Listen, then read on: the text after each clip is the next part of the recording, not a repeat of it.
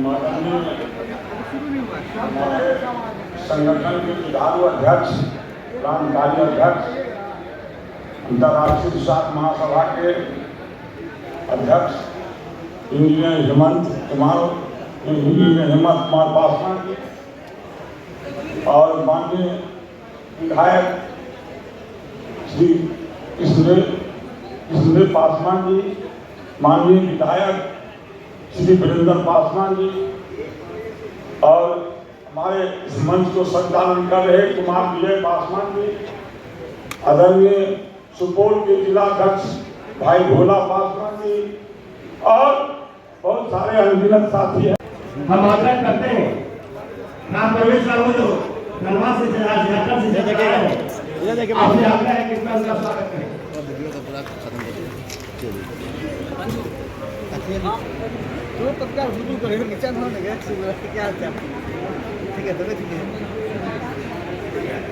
बाहर से आप स्वर्गीय मुख्यमंत्री भोला पासवान शास्त्री के चरणों में मैं सबसे नमन करता हूँ, प्रणाम करता हूँ, सदाशिव नमन। साथियों, 2 मिनट का समय बहुत अच्छे पर है।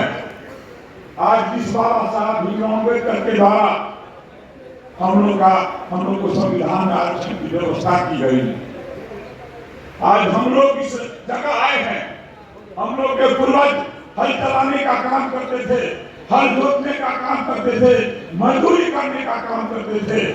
आज हम लोग पढ़े लिखे हैं, करोड़ों लोग ऐसे हैं जो आज पढ़े लिखे नहीं हैं, आज सरकारी होने पर नहीं है, सरकारी पद पर नहीं है, उनकी हालत काफी दयनीय है। इसलिए हम अपने आने वाले पीढ़ी के लिए हमें सोचना होगा कि हमारे आने वाली पीढ़ी कैसे आगे बढ़ेगा। इसलिए साथियों, हम सबसे कहना चाहेंगे कि बाबा साहब ने अधिकार जो दिया है, सरकार का प्रयोग कीजिए, अपने बाल बच्चों को भूखे जाकर के भी स्कूल भेजने का काम कीजिए, नहीं तो आप जो है 100 बरस पीछे चले जाएंगे। एक कर तो हमारे संविधान पर खतरा मंडरा रहा है, दूसरे को हमको सतर्क होने की जरूरत है। हमको भूखे की भीड़ से हमें तुलना नहीं करे। हम भीड़ में विश्वास नहीं करते हैं, हम भीड़ में विश्वास करते हैं। हम इस हॉल में जो उपस्थित हैं, सारे लोग जोश वाले हैं, जज्बा वाले हैं, ताकत वाले हैं। इसलिए सारे लोग को हम नमन करते हैं, प्रणाम करते हैं। हमें यह नहीं सिद्ध करना है कि भीड़ कम है, लेकिन भीड़ यहाँ भीड़ नहीं है, यहाँ भीड़ है। इस बात को विश्वास करते हैं। इसलिए 2 मिनट का समय है, कम है, मैं यह कहना चाहता हूँ कि आप संगठित रहिए। आपसे मात्र कुछ ही चलो हमारे अपने बीच माननीय मंत्री गन्ना विकास विभाग श्रीमान कृष्णदेव पासवान जी आ गए हैं। इनका हार्दिक स्वागत अभिनंदन है। बहुत ही लोकप्रिय समर्थित बेगूसराय के माननीय विधायक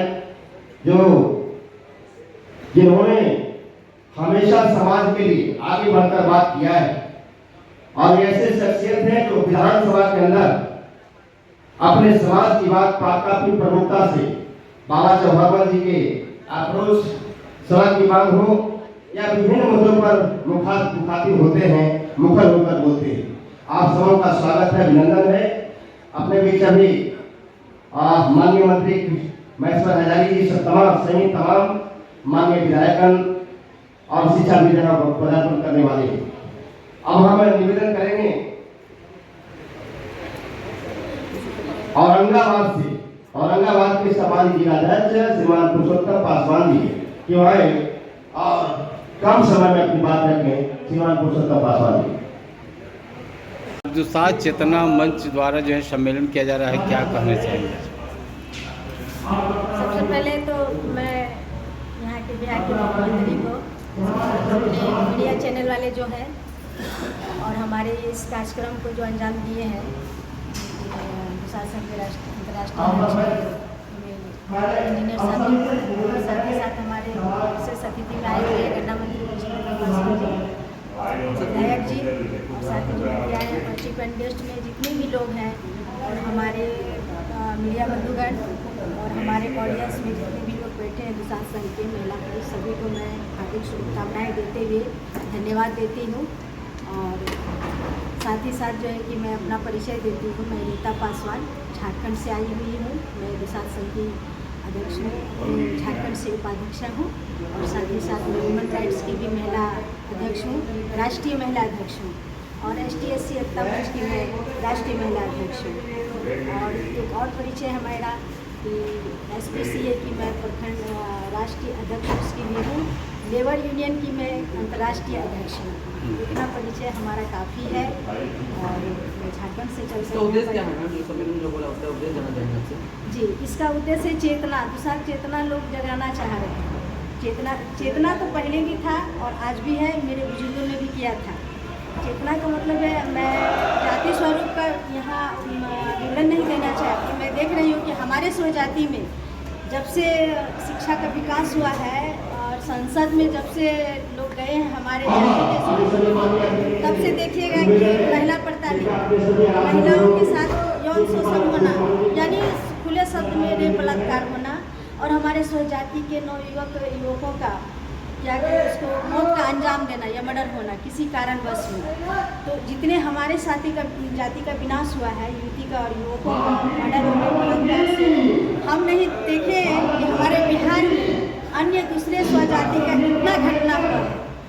आप मैं बताना नहीं चाहती, आप सिंपल बताती हूँ कि लाइनगेट में है, आपने नहीं देखा होगा कि उन्हीं युवतियों का इतना रेप बलात्कार हुआ होगा जितना कि हमारे स्वजाति के लोगों का होता है। तो ये चेतना सम्मेलन करने से हमारा जाति चेतना नहीं होगा, जगेगा नहीं। इसके लिए हमें आर्थिक स्थिति, शारीरिक स्थिति और मानसिक स्थिति से मजबूत होना पड़ेगा। जितने भी यहाँ माननीय मंत्री जी बैठे हुए हैं, मैं उनसे निवेदन करती हूँ कि आपके पास जितनी भी पावर है, हस्तियाँ हैं, उस हस्तियाँ को लगाकर सबसे पहले अपनी महिलाओं की विकास कीजिए। आप देख रहे होंगे कि हमारे यहाँ पे बैठे हुए महिलाओं की कितनी संख्या है, 5% भी संख्या नहीं है। तो जब घर की स्त्री, घर की नारी ही असल में गृहिणी पूजनी होती है, असल में पाठशाला की मार्गदर्शिका घर की नारी होती है, तो हम पुरुषों से निवेदन करते हैं कि सबसे पहले हमारी बहू बेटियों को आप आगे बढ़ाइए। अगर हमारी बहू बेटियां आगे बढ़ती है तभी तो हमारा जनरेशन आगे बढ़ेगा, शिक्षा का विकास होगा। और ये भेदभाव हटा दीजिए कि आप छोटे हैं, हम बड़े हैं। हमने अपनी स्वजाति को ये भी देखा है, उन लोगों में ये भावना है कि तुम लोअर क्लास के हो, मैं फर्स्ट क्लास का हूँ, मैं ये हूँ, ये डिस्टेंट नहीं होनी चाहिए। और जब तक ये ऐसा लोग के पास में नहीं रहेगा तो हमारे जाति का विकास नहीं होगा। इसके आगे और चलिए, बहुत बहुत धन्यवाद। और आज दुसाध चेतना मंच के द्वारा जो एक सम्मेलन किया जा रहा है, क्या उद्देश्य है इस सम्मेलन का? ये मुख्य उद्देश्य हमारे समाज में जो हमारे बिखरे हुए समाज को एक प्लेटफॉर्म पर लाना है, जिसका नाम हमारा अंतर्राष्ट्रीय दुसाध महासंघ है। और ये हम लोग आज इंजीनियर हेमंत कुमार जी के राष्ट्रीय अध्यक्ष जी के नेतृत्व में हम सभी यहाँ इकट्ठा हुए हैं रविंद्र भवन पटना में। और हम सभी पासवान समाज अपनी पौराणिक विरासत को बचाने के लिए हम सब इकट्ठा हो रहे हैं और समय समय पर हम लोग इस तरह का सम्मेलन करते रहेंगे, आयोजन करते रहेंगे। बिखराव की बात किया जा रहा है, आखिर कैसे बिखराव आप समझ रहे हैं कि बिखराव है? यहाँ चिराग पासवान को सब नेता मान रहे हैं, चिराग पासवान के नेतृत्व में सारे पासवान लोग लगे हुए थे। क्या लगता है बिखराव किस प्रकार? ये बिखराव हम इसको नहीं मानेंगे, क्योंकि समाज हमारा अपना ब्लड है और हम बिखराव चूँकि विभिन्न सबका अपना अपना नेतृत्व रहता है, लोग अपने अनुसार काम करते हैं और हम इसको बिखराव नहीं मानेंगे। अगर हमारे यहाँ शादी विवाह के मौके पर हो, चाहे हमारे सामाजिक एकता की बात हो, हम सभी उस समय एक हो जाते हैं। बिखराव में क्या बिखराव समझते हैं, इसका विषय में अर्थ बताइए, क्या है बिखराव? बिखराव देखिए, अमीरी गरीबी का बिखराव यहाँ पर हो जा रहा है। कभी कभी मैंने मान लेकर चला जाता है कि कुछ लोग ये, लेकिन हम लोग उसको जोड़ने का काम करेंगे और हमारा खुद प्रयास रहेगा। और हम सभी लोगों को यही संदेश देना चाहते हैं कि हम सभी एक हों और तभी हम किसी का सामना कर सकते हैं। क्या लगता है जिस प्रकार का सम्मेलन हो रहा है, दुसाध का एक बहुत बड़ी एक सम्मेलन माना है, बहुत चर्चित सम्मेलन है और उसमें भी पासवानों की संख्या जो है कि अभी पूर्ण नहीं है, क्या कारण है, क्या इससे क्या आप समझते हैं? ये एक देखिए बहुत कम समय में, और आप देखेंगे अभी शुरुआत है, अभी दिन ढला है, शुरुआत है, अभी धीरे धीरे आपको लगेगा और कुछ ही समय में ये पूरा जो रविंद्र भवन का परिसर है वो पूरा खचाखच भर जाएगा। अच्छा, ये बताइए कि जो 2025 का विधानसभा का चुनाव भी है, क्या लगता है कि इस चुनाव में जो है, चुनाव के लेकर के ये दुसाध महासम्मेलन क्या किया जा रहा है या और भी कोई मिशन है इसमें? नहीं, ये चुनाव के लिए नहीं है। हम लोग संगठित होने के लिए एक प्लेटफॉर्म पर हम लोग आए हैं। चुनाव का इसमें कहीं कोई लेना देना नहीं है। जातीय जनगणना को लेकर के पीएम केंद्र द्वारा जो है कि जातीय जनगणना करवा रहा है, उससे क्या पासवानों की जो है लाभ हो पाएगा उससे? जातीय जनगणना देखिए, अभी फिलहाल बिहार सरकार ने भी कराई है, उसमें हमारी भागीदारी लगभग 16% से ऊपर है। और अगर केंद्र के आधार पर अगर होती है तो हम हो सकता है कि हमारी जनगणना में और हमारी भागीदारी और बढ़े। उससे हम चाहते हैं कि जितनी संख्या हमारी हो जनगणना में, जाति में, और उतनी हमें भागीदारी मिलनी चाहिए एज आरक्षण के अनुसार। जिस तरह से जो है कि राज्य सरकार भी जो है विधानसभा जनगणना करवाया और अब केंद्र सरकार करवा रहा है, क्या इससे जो है जो पासवान की जो संख्या है और जो उसका जिस प्रकार से जो गरीबी से नीचे है, क्या लगता है उसकी भरपाई किया जा सकता है? हम कोशिश कर सकते हैं, क्योंकि जितनी भी सरकारी योजनाएं बन रही हैं और वो चूँकि कास्ट बेसिस पर ही बनेगी और संख्या के बल पर बनेगी। जब तक हम संख्या नहीं गिनाएंगे, हम तो गुजारिश करेंगे कि अगर केंद्र से जो भी आ रहे हैं लोग आ रहे हैं, केंद्र के जनगणना वाले सेंसस अधिकारी लोग आएंगे, हम खुद अपने फैमिली को बोलेंगे, अपने समाज को बोलेंगे कि आप एक एक का सबका विवरण दीजिए आप, क्योंकि हमारी संख्या पता चले कि हम कितने हैं। बिहार के पूर्व मुख्यमंत्री भोला शास्त्री पासवान का जो यूनिवर्सिटी है, कॉलेज है, क्या कहिएगा?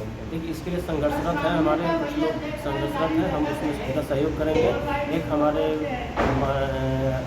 आपका स्वर्गीय भोला पासवान शास्त्री पूर्व मुख्यमंत्री हमारे समाज से थे, एक बहुत बड़े कद्दावर नेता थे। उनके आयोजन में अभी हम लोगों ने एक प्लेटफॉर्म हमारे जो साथ जितना सभा ही है, वो उन्होंने मांग किया है पटना कलेक्टर, पटना डीएम साहब से कि कहीं पटना में कोई जगह दिया जाए जहाँ पर भोला प्रसाद शास्त्री जी के स्टैचू लगाई जाए। चलिए, धन्यवाद। आप क्या परिचय दें? मैं रविंद्र कुमार पासवान, चित्तौरा अम्बेडकर चौक। आज सम्मेलन में आए हुए क्या लग रहा है, किस तरह का माहौल बुझा रहा है आपको?